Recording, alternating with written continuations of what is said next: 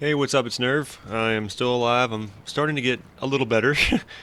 I'm taking my last antibiotic today, so hopefully this sinus infection or whatever the hell it is gone. Because God knows, and I'm sure you all probably know by now, but I have enough issues with my life to not need sinus infections and colds and other bullshit. So here's to hoping that this crap goes away soon. Now, obviously, with the intro clip, I shouldn't have to explain it to hardly any of you guys. That is what a hacker looks like. Clearly snapping from one target to the next, no remorse whatsoever. I had the idea that, well, I'll jump onto some Infinite Warfare because the weekend was free to play, and maybe I'll find some noobs to step on, get some nukes. And I think that was the first match. No, I think it was the second match that I had played during the free weekend, and I realized very quickly that the whole concept of getting some easy games wasn't going to happen, and so I stopped after that. I just couldn't deal with it. And these other clips that are in the background, it's Carmelo and I, a friend of mine, and we get called a hacker pretty much every single match. And I don't think we'd even warmed up or anything. We just jumped straight in and started playing some games. And I don't know what it is about Infinite Warfare, but for whatever reason, like my accuracy in it is better. I don't know, like my playstyle and stuff just seems to work better in this game, which again I guess it's kind of unfortunate because the game itself, honestly, I could see myself really liking this game. Only thing is the maps for the most part. I think in some other videos I've mentioned all the things that I didn't like about it, but I think my biggest complaint at this point is the maps, because you can earn most of the guns. The connections are okay, it seems like. The matchmaking actually works a little bit better a lot of times than Black Ops 3 does. Now that's as far as finding matches. When you're talking about the system that they use to put players on certain teams, I don't know that that's any better because it seems kind of sweaty. But in general, it's just the maps that I'm not a huge fan of in this game. There's a couple that are really good and a lot that I just don't like. So, and it sucks because if they would let us have the DLC maps, it seems like some of those maps were better than the stock ones. Better than a lot of the base maps. So, and I was talking to a friend of mine, Madeir fam, the other day. We were talking about it, and I think it would be a good idea for them just to give everyone the DLC maps for free, or, you know, with the cost of buying the original game. And instead of charging, you know, 15 bucks for 5 maps and zombies content, or whatever, you know, the different studios want to put in, whether it's zombies or whatever mode they want to add. Instead of charging 15 for maps and that extra content, just include the maps into the game and charge like $10 for the zombies or whatever the bonus content may be. Because you got to figure, I think the community is pretty divided when it comes to that stuff anyway. I mean, some people will play zombies once in a while just for fun. Some people won't play it at all, and some people only play it. So, in a way, it would kind of make sense just to kind of keep that as a separate little bonus feature that the people that want to play it can pay for, and the people like myself that really just don't care for it could just say, no, I don't want to play that, and I'm going to stick to the regular game modes, the regular multiplayer. I mean, you figured they would still make a lot of money off of the $10 zombie DLCs or whatever the game mode is, and you would actually probably grow the community and keep people playing the multiplayer longer because they would be able to play all the maps. I swear, dude, the DLC is one of the things that's been dividing the community for a long time.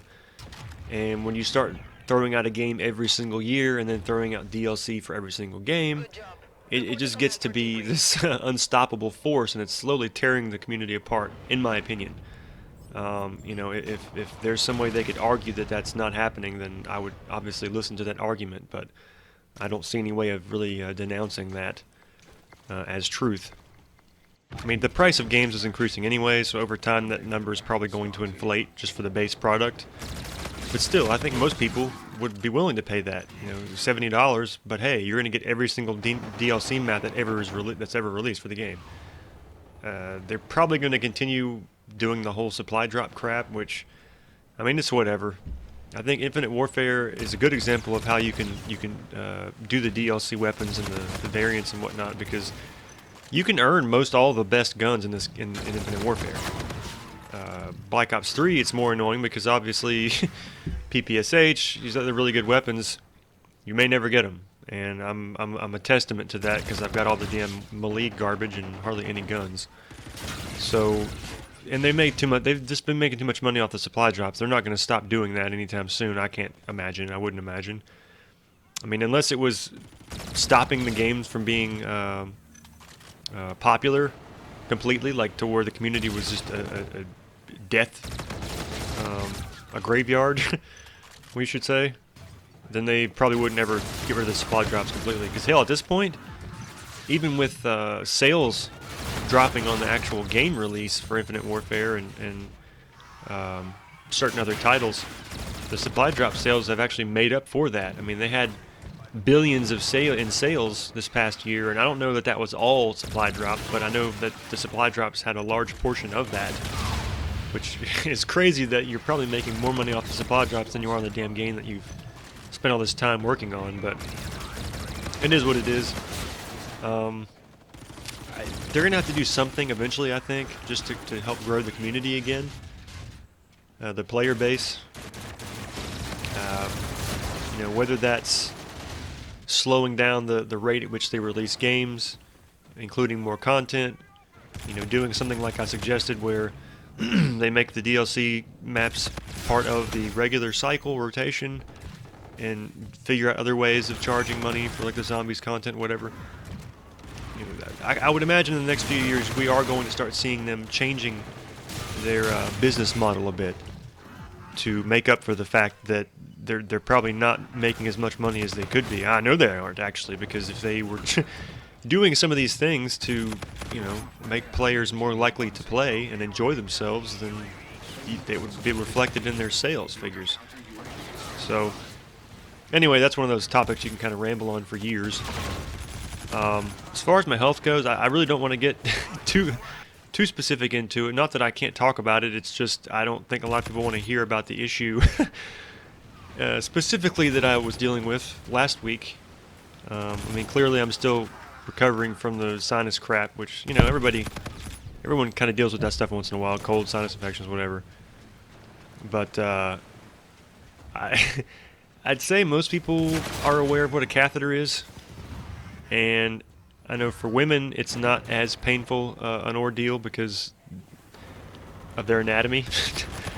And also a lot of people that end up getting catheters, especially younger, when they're younger in life, well, younger in what, death? Younger in life, in their younger years, it would happen during a surgery. Like if you go to get a surgery for something, you know, while you're asleep, they may give you a catheter to, what it does, it drains your bladder. So with multiple sclerosis,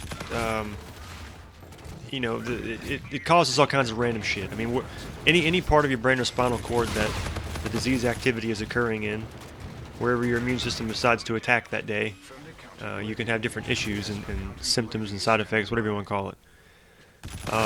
Bladder issues are very common with people in MS, and it can go one of a couple ways. You can either not control your bladder and just piss yourself all the time.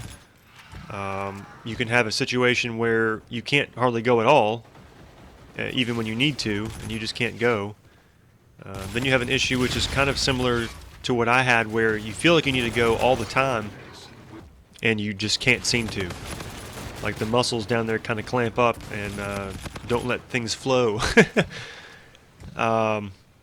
You know, so I went to the doctor earlier in the week, and I'm going to get my days and dates confused, so I'm just going to summarize what happened last week. But early in the week, I'd say it was Monday, I started having problems pissing, and Tuesday it got to the point where it was really starting to drive me a little bit insane, because, you know, that feeling like you have to go. I mean, you can imagine if you had to piss really bad, but you couldn't.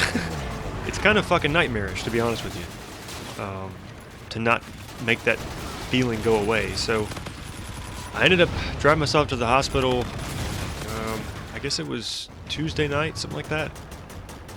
And they did a scan of my bladder, and they showed that I was retaining about 190 milliliters of fluid, which to me sounds like a lot, and it's obviously going to be enough for you to notice.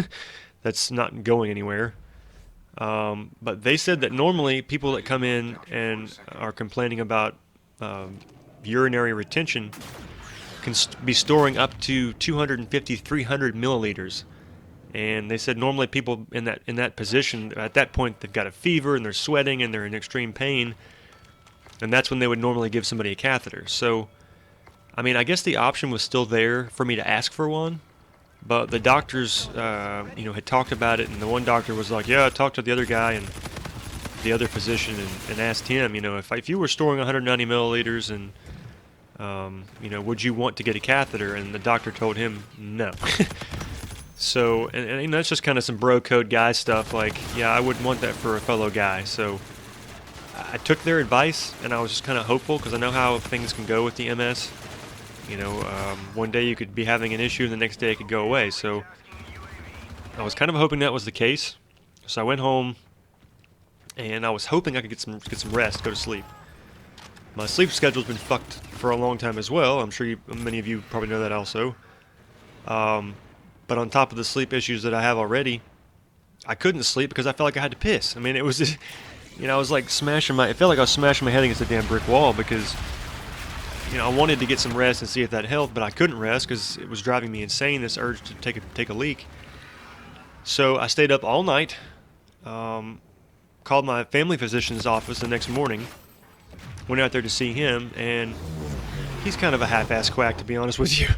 I want to like the dude. He seems like an alright guy, but seems like every time I have an appointment with him for anything, it's like he's trying to get me out of there as quick as possible. And your appointment's at like 2, and he gets there at 2:30, 2:45 to see you. And it was one of those situations. And I told him what was going on, and he was like, "All right, well, have you tried Flomax and some antibiotics?" And I was like, "What?" He checked my prostate, said it could have been infected and swollen or whatever, and that could have been causing me an issue. And he was like, "Yeah, you tried the Flomax," and he said, "We don't even have catheters here in the office." And I was like, "Fuck my life." So, and again, at this point, I'd been up for about 24 hours and had to piss the whole time I could. So I told one of his nurses what was going on, and she was like, "No, we have catheter trays. We could probably get you one." So she went and found him. Meanwhile, he was off trying to get people physicals or something, and that's why he was trying to give me the cold shoulder, I guess, because he had other patients he was trying to see at the same damn time for whatever reason. So finally he comes back and talks to me, and he's like, "Yeah, I mean, we can give you a catheter, but," he said, "honestly, I would try going home, taking a bath, and trying Flomax and antibiotics first." So I was like, "You know what, fuck it. If he's really not trying to do it, I'm not trying to have him do it, so I'm just going to try what he says." So I get to the antibiotics, and I do some research on that, and for one thing, Flomax, it's kind of a I can try to describe it. It's more almost like a blood pressure medication in a way, because what it does, I think lowers your blood pressure, which is supposed to help open up your urinary pathways or whatever, and help you pee. But along with lowering your blood pressure, you have all the things that can be bad in that situation. Dizziness, fatigue, pretty much anything that a drop in blood pressure can cause you, it can cause you. Then you get some weird ass side effects like boners that wake you up in the middle of the night, and obviously the anaphylactic type allergic reaction possibilities, and at the same time, it's not a treatment for an MS-based like muscular issue where the muscles are clamping and causing the problem. So, I knew pretty much that probably wasn't going to help me. I didn't want to take the risk of having more side effects on top of the problems I was already having. So I was like, all right, well, I'll just take the damn antibiotics. Well, the antibiotic that he gave me was called Cipro. Ciprofloxacin or whatever it is. They use it to treat bladder infections and things of that nature. And in this case, I think he was thinking that it could be used to treat a potential prostate infection. Well, what I wasn't aware of, and which I found out later on my own, was that Cipro and that family of antibiotics is famous for causing mental issues. And I got mental issues as it is. I don't need extras. So, you know, I think it was day 3 of that antibiotic that I took it. And I'm sitting here that night, middle of the night, again, couldn't sleep, needed to piss. And my mind starts racing. I start feeling like I'm in a damn alternate reality. You know, I get brain fog all the time anyway, but this was a little stronger than normal. I was just feeling really detached, really out of it. And I was like, what the fuck? So I got online and looked, and that's where I saw that, like, when I looked up Cipro, the first side effect that popped up was, you know, this side effect and its family are notorious for causing mental issues. If you have this problem, this problem, this problem, see a doctor. And I was like, fucking shit.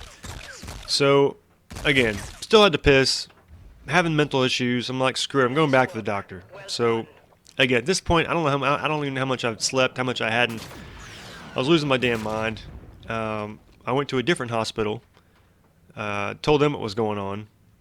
A couple hours later, I finally came in, and they were trying to deter me from getting a catheter again, because they scanned my bladder, and this time somehow I had like 30 milliliters in there, even though I hadn't pissed. So I don't know how that happened. I guess my body just absorbed it or something. I don't know. I'm full of piss, I guess. But the doctor came in, and I'm literally, I feel the urge to go so bad. I'm like pacing in this freaking hospital room. It's pathetic. And I look at the doctor. I was like, I'll be honest with you. I said, I'm desperate at this point. You know, I don't really care about the pain, whatever. I really need to have this done. So they're like, all right. So doctor comes in. It's a guy, which awkward, whatever. He gets the tray out with the catheter in it, and you know, there's different size catheters.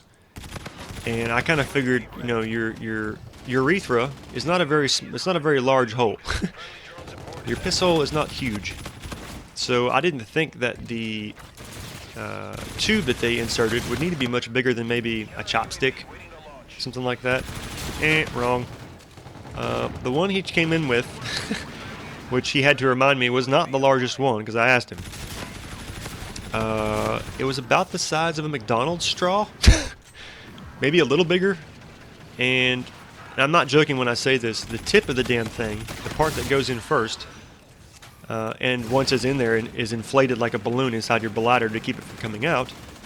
The tip of this damn thing looks like a wall anchor that is used on drywall to mount screws and whatever into.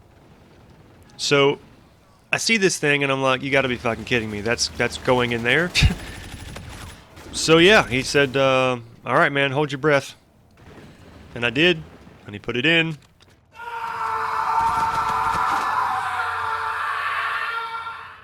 And it was shit. It was not a good time.